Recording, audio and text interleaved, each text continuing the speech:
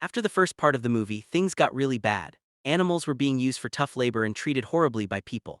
They were forced to carry heavy stuff, and even when they were tired, they couldn't stop.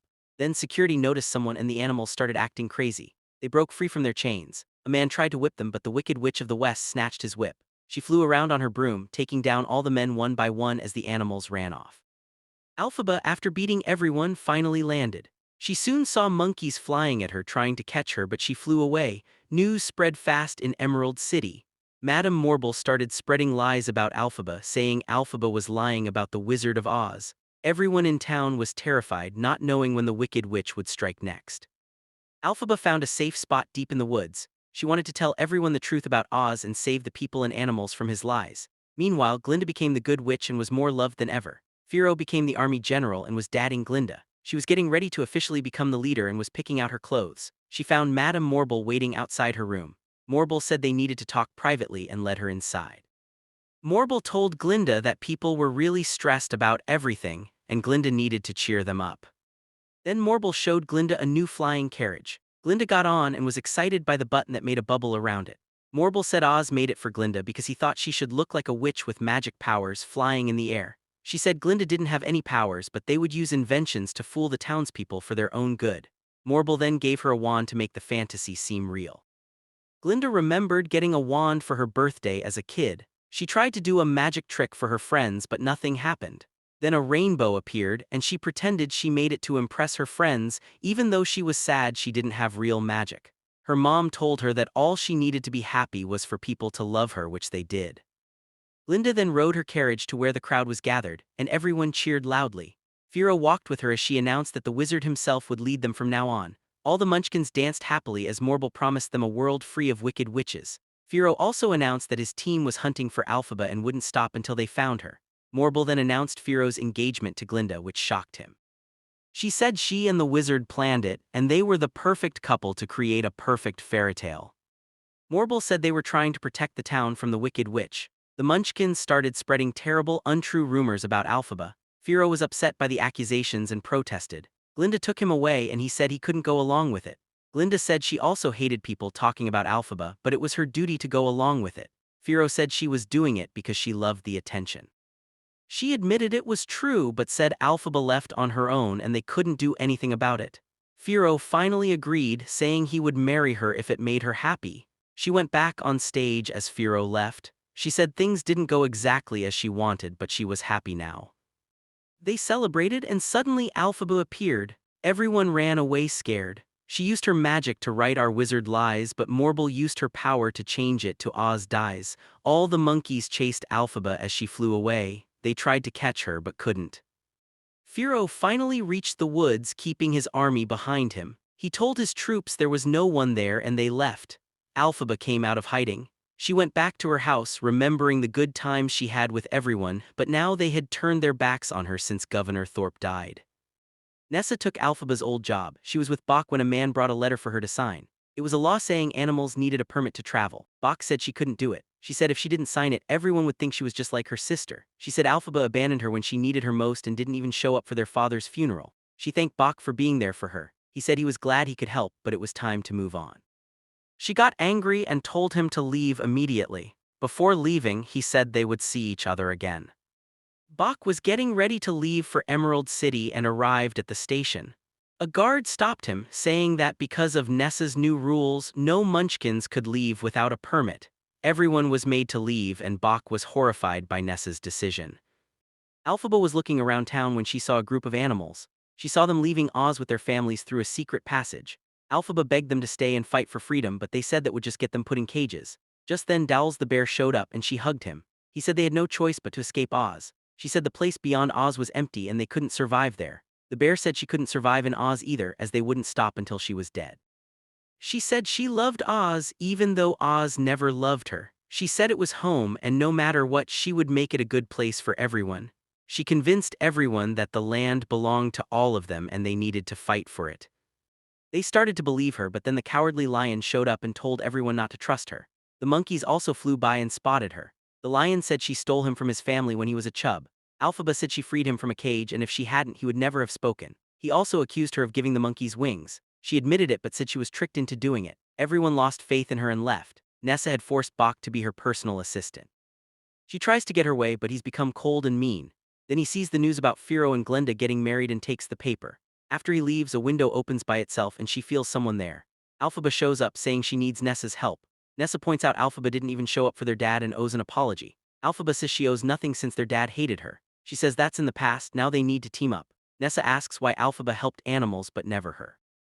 Alphaba says Nessa refused help, but Nessa now admits she needs it. She wants to go back to the night she met Bach and wore her favorite shoes. She remembers that night and begs Alphaba for help. A page in the Book of Grimmery appears and she starts a spell. The shoes get magic power and Nessa floats in the air. She's incredibly happy, and Alphaba is also happy she could finally do something good with her magic. Right then, Bach bursts in and sees everything. He's scared of Alphaba, but Nessa says Alphaba is just there to help her and they can have a good life now. But he says he has to see Glenda right away. He saw she was getting married, but he needs to tell her he loves her before that happens. Nessa is furious and won't let him leave. Alphaba is shocked Nessa has kept him like a prisoner. In a jealous rage, Nessa grabs the book and starts a spell. Alphaba tries to stop her, saying all the words wrong. Bach tries to run but stops, feeling terrible pain. Nessa asks Alphaba for help, but Alphaba says a spell can't be undone once cast. Nessa blames Alphaba for being there, but Alphaba says she'll use a new spell to save him and kicks Nessa out. Alphaba casts a new spell and after a while comes out of the room. She says he's safe and asleep. Nessa asks about his heart, but Alphaba says he won't need one. Alphaba then says she's going to the wedding to talk to everyone. Nessa asks her to stay, but Alphaba says she's done all she can and it's never enough for Nessa. She leaves. Soon after, Bach wakes up. Nessa is happy, but he breaks down the door and comes out as a tin man. He asks Nessa what she's done to him, but she blames Alphaba. He's upset by his appearance and is about to attack Nessa, but she again blames Alphaba for everything and he leaves heartbroken and angry. Morble announces Glenda's wedding and Alphaba arrives. Everyone is ready for the wedding. The town is decorated for the biggest event ever. Glenda is getting ready when her window suddenly breaks. She goes to her balcony and says she knows Alphaba is there. Alphaba finally shows herself and Glenda tells her to come inside before the monkeys see her. She hugs Alphaba, happy to see her friend alive. Alphaba says she just came to see her. Glenda says the monkeys will kill Alphaba if they see her. She says they'll talk to the wizard and fix things, but Alphaba says it's between her and the wizard. Glenda tries to talk her into it, but Alphaba runs away. The wizard is playing with his creation when Alphaba shows up, saying his game is over. Just then Glenda also shows up and Alphaba scolds the wizard, who admits to everyone that he has no real powers and has been tricking them all along. The wizard says they should start over and Glenda agrees. But Alphaba says it's too late and he needs to tell everyone the truth. The wizard says it's pointless. No matter what he tells them, they won't believe him because they want to believe in his powers. Glenda says that's true and Alphaba should join them. They can prove Alphaba's innocence and she can be part of society again. Alphaba says the wizard lied to gain trust, which isn't a good base for society. But the wizard disagrees, saying the truth is just what most people believe. They dance happily as the wizard convinces Alphaba to give up her rebellion. But then something hits Alphaba. She says she'll be on his side, but he needs to stop painting animals as bad guys and free all the monkeys. The wizard agrees and Glenda is overjoyed. She says she'll meet Alphaba at the altar once they free the monkeys. The wizard gives her keys and takes her to the cage. She opens the locks and lets them go. She apologizes, saying she can't undo what she's done, but they are finally free. They still can't talk, but with her help they all escape.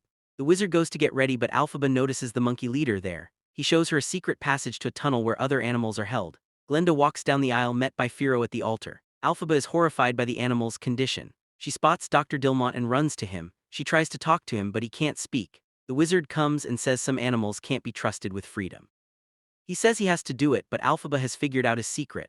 She uses her magic to break all the chains and says she'll fight him until she dies. The cages break open. The animals rush towards the wizard. The couple is about to get married, but then all the animals break down the door. They cause chaos and everyone runs in a panic. The wedding stops and Firo takes Glenda to safety. Morble is attacked and thrown off the cake. Alphaba, on the other hand, has caught the wizard. Just then Firo arrives with his troops. He tells them to get as much water as possible. He then frees the wizard and points a gun at Alphaba. The wizard finally feels safe, but Firo soon points the gun at him and tells him to get inside the cage. He then gives Alphaba the broom and locks the wizard in the cage. Just then Glenda arrives, shocked by the situation.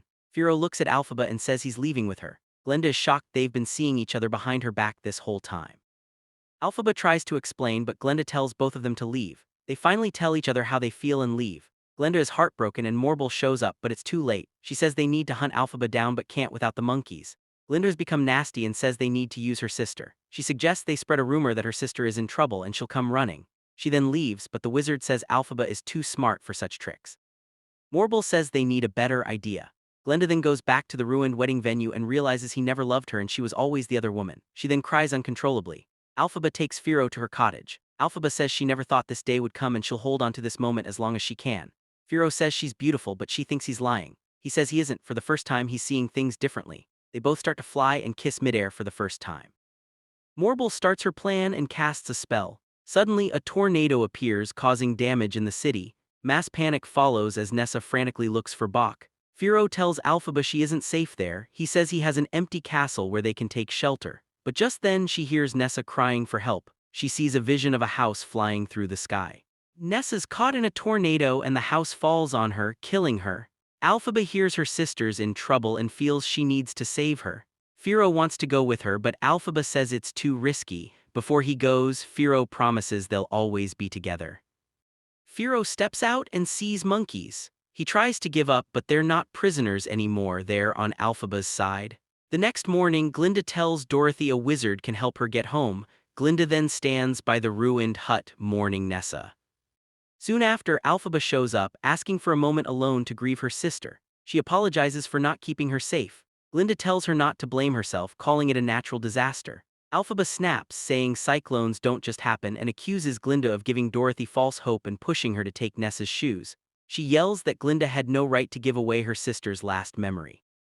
Glenda retorts that Alphaba stole her man. Alphaba shoots back that he never loved Glenda, that he always loved Alphaba and there's nothing Glenda can do about it. Glenda slaps her in anger and Alphaba slaps back. They get into a fight. Alphaba uses magic to fly and trick Glenda. Glenda challenges her to a hand-to-hand fight and they start brawling. Just then, guards arrive and arrest Alphaba. Confused, Alphaba says she can't believe Glenda would use Nessa's death to catch her. Glenda says she didn't mean for it to go this far. But then Firo appears with the monkeys. He points his gun at Glenda, threatening to kill her if they don't let Alphaba go. With no choice, they release Alphaba. Firo tells her to fly away without him. Glenda gives Alphaba her hat back and Alphaba follows Firo's instructions. Firo then tells the monkeys to go with Alphaba and protect her, which they do. After everyone leaves, the guards grab Firo. He apologizes to Glenda for everything he did. Glenda asks the troops to free him, explaining he never really meant to hurt her. He's just in love with Alphaba, but no one listens and they drag Firo away. Alphaba flies back to her cottage and opens the Grimiri book. She uses a spell and sees Firo being beaten to death. She tries to find him but can't. She thinks back to her college days, to everything she did for others that never helped. That's when she decides to accept her title and become the Wicked Witch of the West. She'll finally live up to the name everyone's given her. The wizard is sitting quietly when Morble shows up. She says Dorothy, along with Tin Man, the lion, and a scarecrow, is on her way. The wizard says he's not up to anything, but Morble insists these folks can help. The wizard then orders Dorothy and her friends to bring the broom of the Wicked Witch of the West so everyone knows she's gone. The whole town, boiling with anger, gathers to kill Alphaba. Tin Man declares he'll do it himself, saying he has a score to settle. Glenda watches, eyes wide with fear. Tin Man says Alphaba's magic turned him into this and now he can't go back to normal. He pushes the lion into the crowd, saying he's another one of her victims, snatched when he was just a cub. He gives Glenda one last look. Glenda immediately goes back to her room, realizing her whole life has been a lie. She sees that her obsession with a perfect fairy tale has messed up other people's lives. It's time for her to face reality. She rushes to Morble, begging her to stop things, saying they've gotten out of hand, but Morble tells her Alphaba can handle herself. Glenda grows suspicious and asks about the cyclone and if Morble had anything to do with it. Morble says she did what was necessary. Glenda scolds her, but Morble snaps back that this is what she always wanted. She loved the attention and it's because of her that things have gotten so crazy. So Glenda better follow her rules because she's nothing without Morble's help. Glenda finally understands they've been behind everything all along. She quickly finds cover and rides off on her horse to find Alphaba. The townspeople are also gathering to hunt Alphaba down. Alphaba, meanwhile, tells all the animals to find Dorothy and bring back the shoes. Monkeys capture Dorothy and take her to Alphaba. Alphaba tells her to take off the shoes and call her auntie so she can send her home. Glenda soon arrives, warning Alphaba that everyone's coming for her and she needs to let Dorothy go. Alphaba says she's the Wicked Witch now and will do what she wants. A monkey shows up and hands her a piece of cloth. It's Firo's torn clothes. Glenda breaks down, knowing Firo is dead. Alphaba says it's finally time to give up. She starts filling a bucket with water, but Glenda tries to stop her. Glenda says she'll tell everyone the truth. Alphaba says she can't and makes Glenda promise not to ruin the Wicked Witch Act. For people to believe Glenda, they need to believe Alphaba's story. She hands Glenda the Grimiri. Glenda says she can't read it, but Alphaba says she has to learn. She truly has to become the good witch and help the citizens. She says Glenda was her only friend. Glenda agrees she had many friends, but only one who mattered. They hold hands, sharing how they've changed each other. Now it's time for their paths to split. Alphaba takes Glenda into the castle and tells her to hide in the closet. Both cry, knowing what's coming. Glenda watches from behind the door as Dorothy enters the room. Dorothy throws the bucket of water, which completely destroys Alphaba. She then picks up the broom and leaves. Glenda finally comes out, holding the hat. She's crying when a monkey appears. He speaks, addressing Glenda, and hands her a potion bottle the wizard always carried. Something clicks in her mind and she goes to see the wizard. She gives him the bottle, saying it belonged to Alphaba's mother, who kept it. The wizard remembers his past. He was having an affair with Alphaba's mother, and Alphaba is his daughter, which is why she has powers from both worlds. The wizard is horrified that he killed his own child. Glenda tells him he's caused a lot of trouble and has to leave today. She tells him to make an excuse, leave, and never come back to Oz. Next, she goes to Morble's room and tells her to look out the window. Morble sees the wizard leaving for good. She tries to beg Glenda for forgiveness one last time, but Glenda says it's too late. She'll put Morble in a cage, just like Morble kept all the other animals. Glenda declares Morble's time is up, and all the monkeys come and drag her away. Glenda finally accepts her role as the Good Witch and addresses the townspeople again. Everyone celebrates the Wicked Witch's supposed end. Glenda's about to leave when a little girl asks if she was friends with the Wicked Witch. Glenda says their paths did cross. She then calls out to all the seas and asks all the animals to come out of hiding. They do, and she says they are all friends and need to stick together. If they let her, she'll reunite everyone and truly become Glenda the Good. Everyone cheers, and all the animals are led back into Oz. Soon after, the Scarecrow quietly enters the castle and opens a secret passage. Alphaba is still there and comes out of hiding. Turns out the Scarecrow is actually Firo, brought back by Alphaba's magic, and the castle belongs to Firo, as he mentioned earlier. They planned all this to fool everyone and finally be free. They embrace and leave, but Alphaba leaves her hat behind. They begin their journey to wherever they're going. Glenda takes the Grimoire and goes to the abandoned castle. She finds Alphaba's hat and calls for her. Alphaba hears her and answers. Both cry tears of joy, knowing they're safe. The Grimoire starts to glow as Glenda can finally use it. Alphaba knows Glenda is ready to take her place and leaves. Hit the like button if you enjoyed it. Subscribe for our next video. Until then, you might like this one too.